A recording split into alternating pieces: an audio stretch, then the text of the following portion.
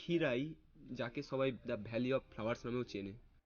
তো আজকে সকালে ভাবলাম চলো ওখান থেকে গিয়ে ঘুরেই আসি আর তোমাদেরকে একটি ভিডিও দেওয়া যাক। তো সেই জন্য রেডি হয়ে চলে এসেছি স্টেশনে। আর প্রতিবারের মতনই আজকেও করলো ট্রেন লেট, তো যার কারণে অনেকক্ষণ ধরে স্টেশনে বসে থাকতে হলো।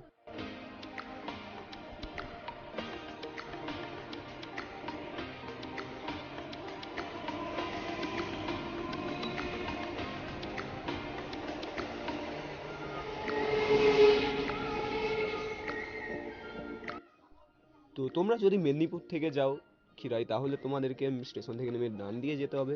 আর যদি তোমরা হাওড়ার দিক থেকে আসো তাহলে তোমাদেরকে বাঁ দিকে যেতে হবে স্টেশনের। তো নিচের দিকে নামলেই তোমরা দেখতে পাবে টোটো, মারুতি সব কিছু দাঁড়িয়ে আছে, 20 টাকা করে এক একজনের ভাড়া। আর তোমাদেরকে একদম ফুলবাগানের কাছে নিয়ে যাবে। তো পায়ে হাঁটা পথ কিছু 1-1.5 কিলোমিটার মতন আমাদেরকে যেতে হবে এখন। আর সাউন্ডটা কেমন আসছে জানি না। তো চলো, গাড়ি আছে, টোটো আছে, তো ওগুলোই যাবো না, কারণ কি ওগুলো যতক্ষণ না ভর্তি হচ্ছে ততক্ষণ প্যাসেঞ্জার না হলে ওরা ছাড়বে না পুরো।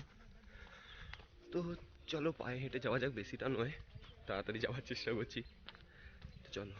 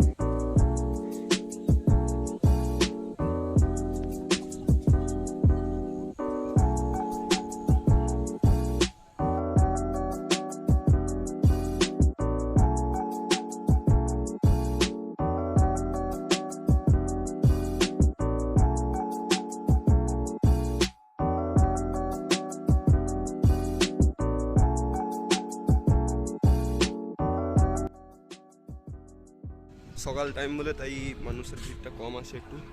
তো বেলা বাড়ার সাথে সাথে এখানে ভিড়ও বাড়বে।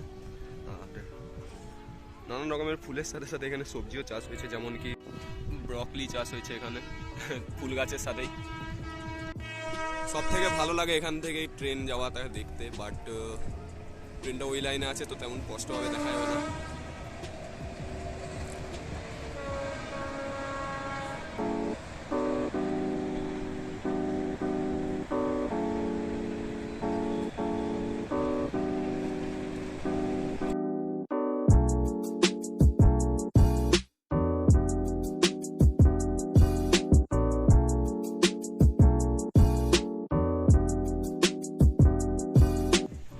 আগের বছর খিরাই এসেছিলাম, আর এবছরে খিরাইয়ের গেট আপটা একটু চেঞ্জ হয়েছে, অনেক কিছু নতুন নতুন হয়েছে। আর একটু দেখে তোমরা এখানে যদি আসো দেখে চলবে, কারণ কি এই রাস্তাগুলো প্রচুরই ছোট, যার জন্য অসুবিধা হয়। তো চলো, এই পাশেই নদী আছে, যেটা হচ্ছে কংসাবতী নদী, যেই নদীর জল বর্ষাকালে এই পুরো মাঠ এখানে পুরো ভর্তি হয়ে যায়। কাঁসাই নদীও যেটাকে অনেকে চেনে। তো এই হচ্ছে কাঁসাই নদী বা কংসাবতী নদী, যেটা এইখান দিয়ে গেছে। আর এর জলের পলি জমেই এইখানে এত সুন্দর উর্বরতা হয়েছে, যেখানে ফুল চাষ হয়। তো একদম দেখছো সাইডেই ফুল বাগানটা আছে, আর পাশেই ট্রেন লাইনও আছে, মানে খুব সুন্দর। এখানে সিনারিটা খুব সুন্দর আছে, যেটা একদম মন ছুঁয়ে যায়। আগের বছর যখন এসেছিলাম তখন এতগুলো দোকান হয়নি, এবছর একটু বেশি দোকান হয়েছে।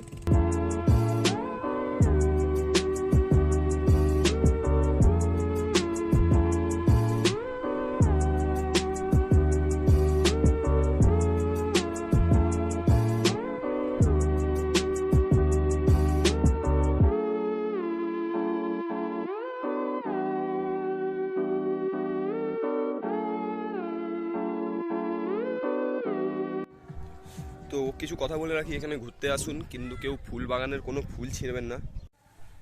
তো এখানে এরকম খেয়ে নোংরাও ফেলাবেন না দয়া করে, আর কেউ ফুল ছিঁড়বেন না, কারণ কি এই ফুলগুলো এদের প্রচুর কষ্টের জিনিস, এবং আপনারা ছিঁড়লে কারুর নিজেদের সুখের জন্য কারুর কষ্ট এটা দেওয়া উচিত নয় একদম।